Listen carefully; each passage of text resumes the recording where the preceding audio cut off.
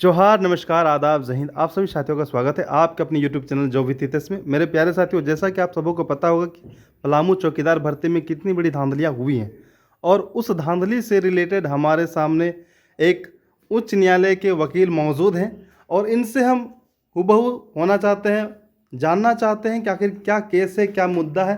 कुछ अभ्यर्थी यहाँ पे मौजूद हैं। इनका नाम हो गया दिलीप कुमार। आपका क्या नाम हो गया सर? राजकुमार। राजकुमार। आपका सर? चिराग कुमार। चिराग कुमार। आपका आशीष सर? कुमार। आशीष। आपका? धनंजय सिंह। आपका सर? आशीर्वाद कुमार। और हमारे पास मौजूद हैं उच्च न्यायालय के वकील। इनसे हम जानना चाहते हैं, सर आपका शुभ नाम क्या है? विनोद प्रजापति। विनोद प्रजापति। सर इन लोगों का मुद्दा क्या है? इन लोग का मुद्दा है, इन लोग माननीय झारखंड उच्च न्यायालय रांची के याचिका संख्या 4362/2022 के आलोक में चौकीदार का बहाली में अभ्यर्थी रहे थे। इन लोग का लिखित परीक्षा हुआ, परीक्षा में ये लोग पास किए। पास होने के बाद दौड़ की प्रक्रिया कायम की गई। वह उपायुक्त के एसी कार्यालय के ज्ञापांक 40 और ज्ञापांक 40 और एक ज्ञापांक एसपी साहब का लेटर नंबर 4500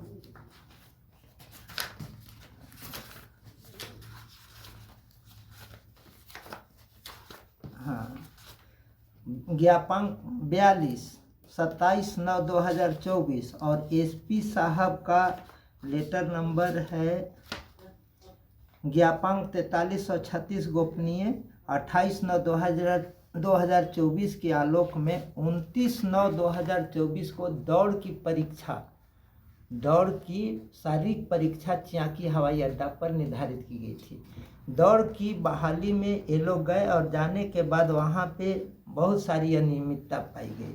उस अनियमितता के क्रम में वहाँ सरकारी रिकॉर्डर में रिकॉर्ड भी हुआ और इसके अलावा यूट्यूब पर भी आया। उसमें ऐसा है कि बहुत सारे लोगों को पुलिस बल के द्वारा दौड़ा करके पहुंचाया गया, जो साक्ष्य के रूप में यूट्यूब में भी है, समाचार पत्र में भी प्रकाशित है। दो पुलिस मिलकर महिला को दौड़ा रहे हैं और जिसकी दौड़ में जो नहीं पहुंच पाए उसे पुलिस बल द्वारा उठा करके पार किया जा रहा है, जिसका क्रमांक 30 है। इसके अलावा भी इसका समाचार पत्र में भी आया था कि इसे ज़्यादा समय दिया गया था। इसके अलावा एक जो 47 नंबर जो दौड़ में असफल रहा था, उससे भी बाज़बरदस्ती अनाउंस करने के बाद भी कि इसे बाहर निकालिए, अंदर कर दिया गया था, जिससे क्षुब्ध होकर के हमारे पास लगभग 14 लोग आए, संपर्क किए। ये लोग कहे कि हाई कोर्ट चले जाइए। मेरा कहना था कि चूंकि मामला कंप्लीट नहीं हुआ है, इसलिए डीसी द्वारा निर्देश दिया गया था एसी साहब को कि नियुक्ति करवाइए। इसलिए डीसी साहब के पास हम लोग इसका कंप्लेन किए थे और कंप्लेन करके दौड़ की प्रक्रिया को समाप्त करके पुनः दौड़ कराने के लिए, साथ ही साथ सरकारी सेवक आचार नियमावली के तहत जो भी दोषी पुलिसकर्मी, पदाधिकारी तथा सरकारी सेवक थे, जो ज्ञापांक 50 और एसपी साहब के ज्ञापांक 43 समथिंग में जो आया था, उन पर कार्रवाई करने का हमने अनुरोध आवेदन डीसी साहब के न्यायालय में दिया और ये भी कहा कि 120 दिन के अंदर आप हमको न्यायिक कार्रवाई करने के लिए, न्यायालय में केस दाखिल करने के लिए भारतीय नागरिक सुरक्षा संहिता की धारा 218 के तहत अनुस्वीकृति प्रदान कर दें। लेकिन डीसी साहब के द्वारा यह कहा गया कोर्ट में कि इसे हम देख रहे हैं, हमारे पास आवेदन आया गया है, इसको लीगल नोटिस के माध्यम से भेज दीजिए, हम इसको कार्रवाई करेंगे। तत्पश्चात इसको मैं वापस ले लिया और मंगलवार को इसे लीगल नोटिस करके वहां दे देंगे। अब ऐसे नियमानुसार 218 सेक्शन BNSS के तहत उपायुक्त को कोर्ट के माध्यम से ही सूचना देनी थी, मगर उनका एक कहना था कि चूंकि लीगल नोटिस से कर दीजिए, इसमें हम संज्ञान ले चुके हैं, इसलिए कोर्ट में एडमिट करना उचित नहीं होगा, इसलिए हम उनके प्रोसेस के अनुसार यहाँ करते हैं। यदि इस पर उपायुक्त महोदय कार्रवाई नहीं करते हैं तो मैं इसे उच्च न्यायालय ले जाऊंगा और उसका लीगल नोटिस आधार होगा कि इसमें उनकी भी संलिप्तता है कि नहीं, वह बाद में पता चलेगा उनके कार्रवाई की प्रक्रिया खत्म होने के बाद। तब तक के लिए हम अपना प्रयासरत हैं। इन लोग का उज्जवल भविष्य के लेकर के आशान्वित हैं कि इन लोग का सही नियुक्ति हो, क्योंकि पलामू में बहुत अच्छे उपायुक्त आए हैं। इनसे मुझे भी उम्मीद है कि वो इन लोग को न्याय दे देंगे। चलिए, बहुत बहुत धन्यवाद। ये हैं हमारे उच्च न्यायालय के वकील, जिनका नाम विनोद प्रजापति है। ये केस को हैंडल कर रहे हैं। और मैं आपकी जानकारी के लिए बता दूं, अपने डाल्टनगंज एसोसिएट्स के साथ ये इस मुद्दा को बाकायदा देख रहे हैं। और मैं आपकी जानकारी के लिए बता दूं कि इन्होंने जैसा कहा कि यहाँ के जो उपायुक्त हैं पलामू के, वो काफ़ी अच्छे हैं। तो पता ये तब चलेगा जब इसका निर्णय आएगा। प्यारे साथियों, जैसा कि मैंने कहा था कि 3 नवंबर को GLA कॉलेज के जस्ट सामने जो ग्राउंड है उस पर एक बैठक होने वाली है। हालांकि बहुत सारे अभ्यर्थी यहाँ से घूम चुके हैं, क्योंकि मैं बहुत लोगों को नहीं पहचानता था, बहुत लोग मुझे नहीं पहचानते थे, जिसकी वजह से बहुत अभ्यर्थी चले गए हैं। और वो लोग कहाँ गए इसके बारे में मैं बताऊंगा, लेकिन एंड में बताऊंगा। अभी फ़िलहाल हमारे सामने कुछ अभ्यर्थी यहाँ पे मौजूद हैं। इनसे हम कुछ वार्तालाप करना चाहते हैं कि आखिर इन लोगों का जो केस का मुद्दा है वो कहाँ तक पहुँचा है। तो बहन जी, आपका नाम क्या है? बबीता कुमारी। बबीता कुमारी, आपका मेन मुद्दा क्या है? आप भी इधर आ जाइए सर, आप लोग सब। मुद्दा है कि जो बीच से लेना था, बीच क्षेत्र से नहीं लिया, अदर से लिया है और रनिंग हुआ है, गलत रनिंग हुआ है। चलिए, आपका क्या नाम हो गया सर? आशीष कुमार। हाँ, बताइए सर, क्या इशू हुई है पलामू चौकीदार भर्ती में? सर, इशू यही हुआ कि जैसे नोटिफिकेशन आई झारखंड चौकीदार का, तो उसमें है कि नियम के विरुद्ध बहुत सारा वो किया गया। जैसे पहले बीट वाइज वैकेंसी निकाला गया और बीट प्रक्रिया के निकाले और बीट वाइज को नियम को पालन नहीं किए।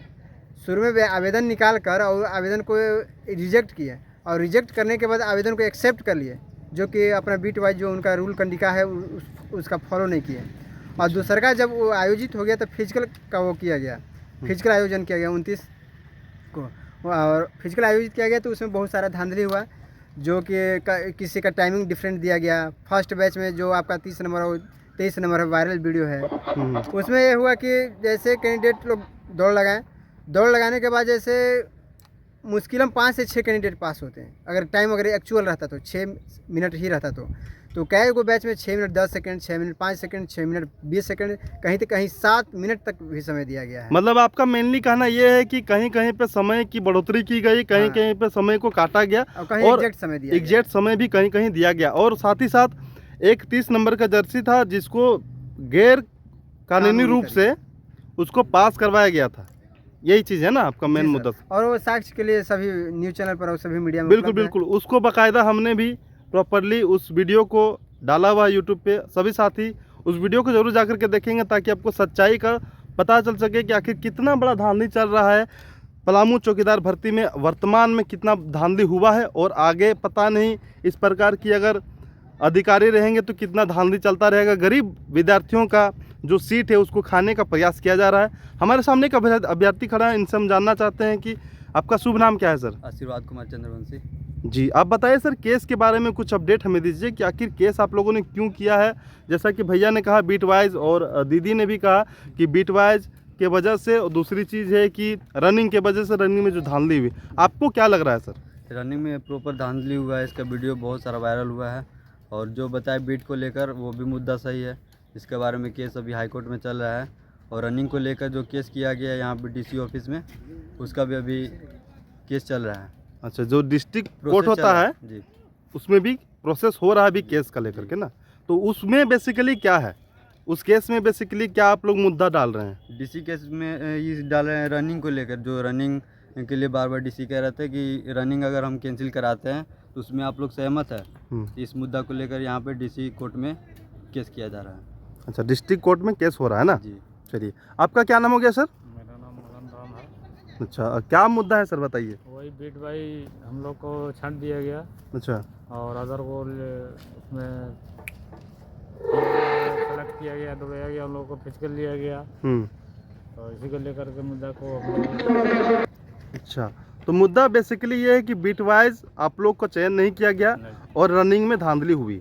उस धांधली का वीडियो बाकायदा पूरे राज्य में फैला हुआ है, अन्य राज्यों तक वो वीडियो गया भी है और काफ़ी लोग उस वीडियो से वाकिफ़ हो चुके हैं कि कितनी बड़ी धांधलियाँ हमारे झारखंड राज्य के पलामू ज़िला में हुआ है। और अभी हमारे सामने एक व्यक्ति खड़ा है, इनसे हम जानना चाहेंगे आपका शुभ नाम क्या है सर? चंदू कुमार राम।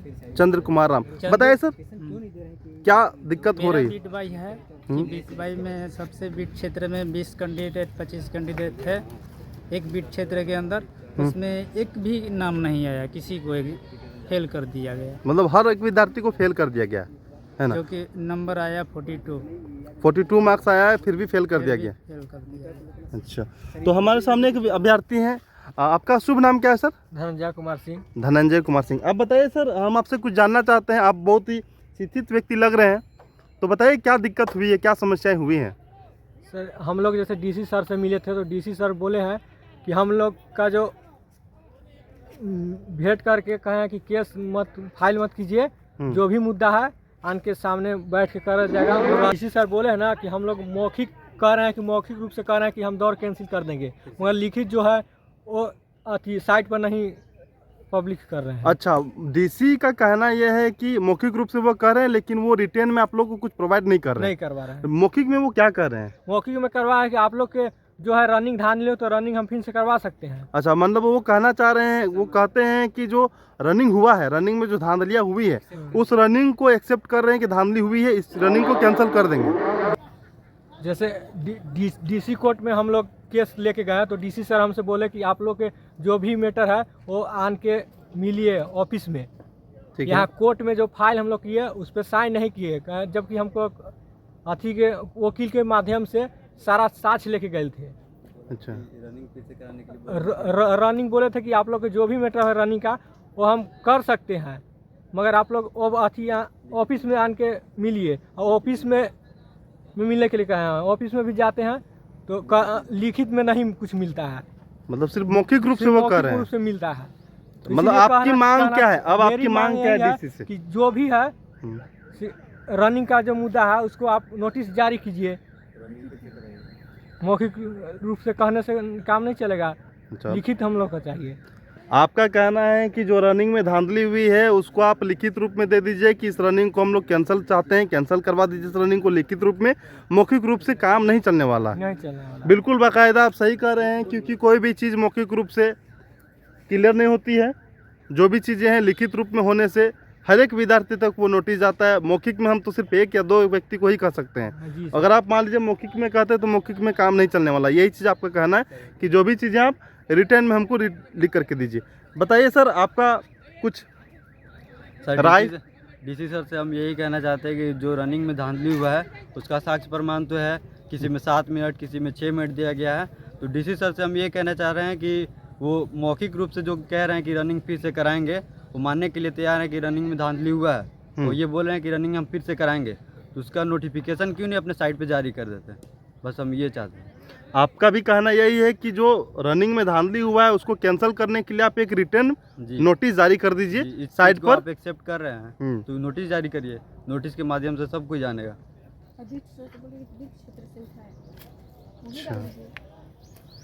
तो यहाँ का मुद्दा बाकायदा आप सभी अभ्यर्थी जो इस वीडियो को देख रहे हैं, आप सभी को पता चल चुका होगा कि जो धांधलियाँ हुई हैं वो रनिंग में बेसिकली ज़्यादा हुआ है और बीट वाइज में भी समस्या देखने को मिली है। इन लोग बाकायदा गए थे डीसी से मिलने के लिए। डीसी ने कहा, मौखिक रूप से कहा कि जो धांधली हुई है उससे हम भी वाकिफ़ हैं और इस रनिंग को हम कैंसिल करेंगे तब आप लोग खुश हो जाएंगे। तो इन लोगों का कहना था कि आप मौखिक में मत कहिए, आप इस चीज़ को रिटेन में अवेलेबल करवाइए ऑफिशियल साइट पर, तब जा कर के सभी अभ्यर्थियों तक वो नोटिस पहुंचेगी और सभी लोग उससे वाकिफ़ हो जाएंगे। तो ये थी आज की बैठक की मेन मोटिव, मेन मुद्दा। आई होप कि वीडियो आप लोग अच्छा लगा होगा। वीडियो अच्छा लगा तो वीडियो को लाइक करके दोस्तों के साथ जरूर शेयर करें। चैनल पर पहली बार विजिट कर रहे हैं तो इस प्रकार की नोटिफिकेशन सबसे पहले पाने के लिए हमारे चैनल को सब्सक्राइब करके बेल आइकन को प्रेस कर ले। मिलते हैं नेक्स्ट वीडियो में नेक्स्ट अपडेट के साथ, तब तक के लिए जय हिंद दोस्तों।